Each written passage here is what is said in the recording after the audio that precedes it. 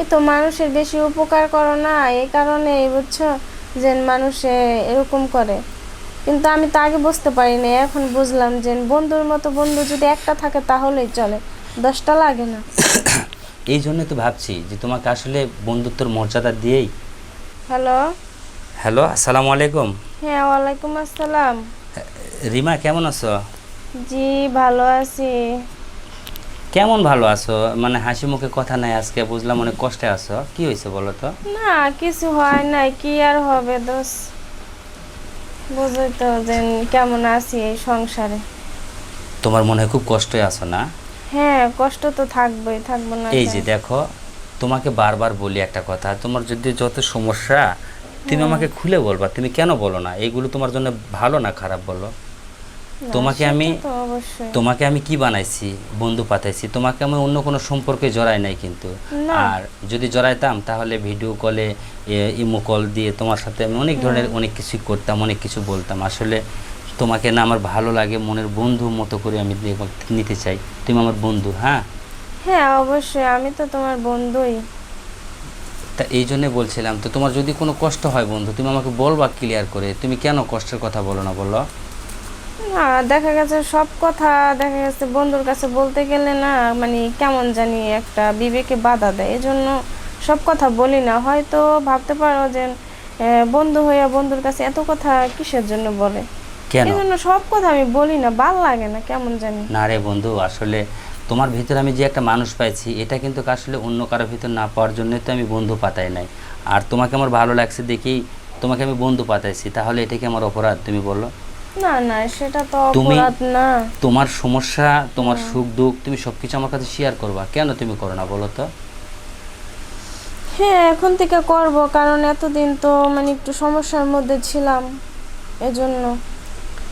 কি সমস্যা তোমার, আমাকে খুলে বলো এই তো। যে সংসারে যে একটা মানে দেখে আমার বাবা মা বিয়ে শাদী আমাকে দিল, না পারলাম সুখ শান্তি করতে, না পারলাম কিছু করতে। তাই? হ্যাঁ, আচ্ছা, এটা নিয়ে টেনশন করো না জীবনের তুমি। সুখই পাইলাম না ওর কাছে। আচ্ছা বন্ধু, আমি একটা কথা বলি হ্যাঁ। তোমাকে। হুম, তুমি বলো। প্রবাসে প্রবাসে চলে আসবা, আমি তোমার সব কিছু আমি করে দেবো, তুমি আসবা? হ্যাঁ, যদি নেওয়ার মতো যদি নিতে পারো না, আমি যাব, কোনো সমস্যা নয়।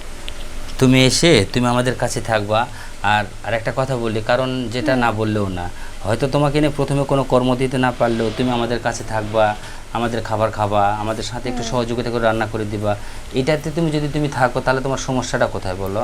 না, তাতে তো কোনো সমস্যা নাই, এরকম একটা বন্ধু যদি আমার পাশে থাকে, কোনো টেনশন নেই আমার, ঠিক আছে। তাহলে তুমি তোমার মন মতো করে তুমি একটা সিদ্ধান্ত নাও। হ্যাঁ, আমি তোমার সব কিছুই আমি করে দেব। তোমার জীবনের কামাই তুমি করে নেবা, আমাকে করতে হবে তাই? না। তুমি শুধু আমার ভালো বন্ধু হয়ে থাকবা। আচ্ছা, ঠিক আছে, সমস্যা নাই।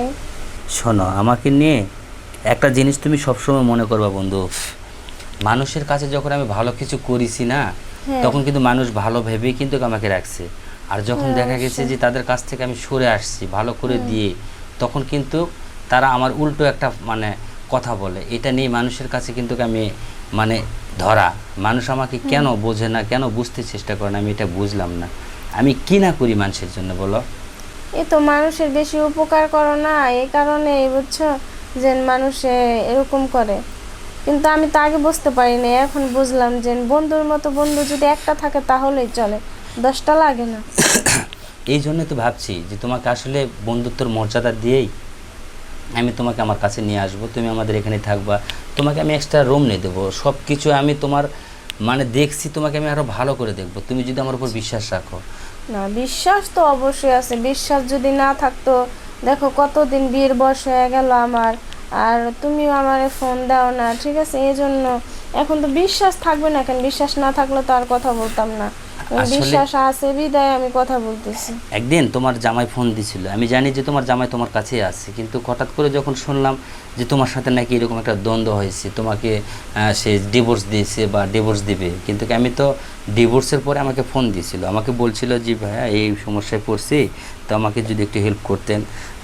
ভাইয়া কী ধরনের হেল্প করতে পারে, যে এই আমাকে কিছু টাকা যদি দিতেন আমি মানে এই কাজটা করতে পারবো। আসলে কিন্তু আমি তাকে কিন্তু 1000-5 টাকা আমি দিয়ে হেল্প করছিলাম। তো আমি জানি নাই বা বুঝি নাই যে তোমার সাথে এরকম একটা মানে ডিসকাস হয়ে গেছে। আসলে এটা না বোঝার কারণে আমি তোমার কাছে আমি দুঃখিত। এটা যদি তোমাকে দিতাম তুমি নিজে সুন্দরভাবে চলতে পারতা। হ্যাঁ অবশ্যই। আর তুমি বলো না কেন, তোমার সমস্যা কোথায় বলো?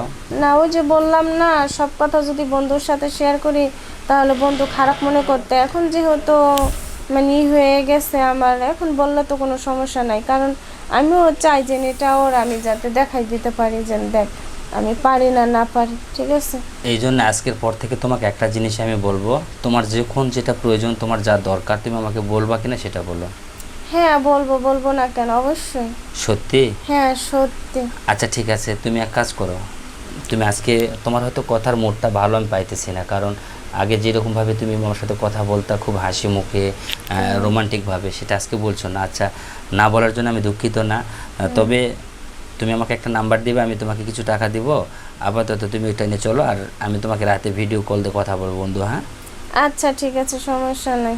আচ্ছা ঠিক আছে, তাহলে এখন ভালো থাকো, আর নাম্বারটা দিয়ে রাখো, হ্যাঁ? আচ্ছা ঠিক আছে। আচ্ছা ওকে, আল্লাহ হাফেজ। ওকে, আল্লাহ হাফেজ, ভালো থেকো। আচ্ছা।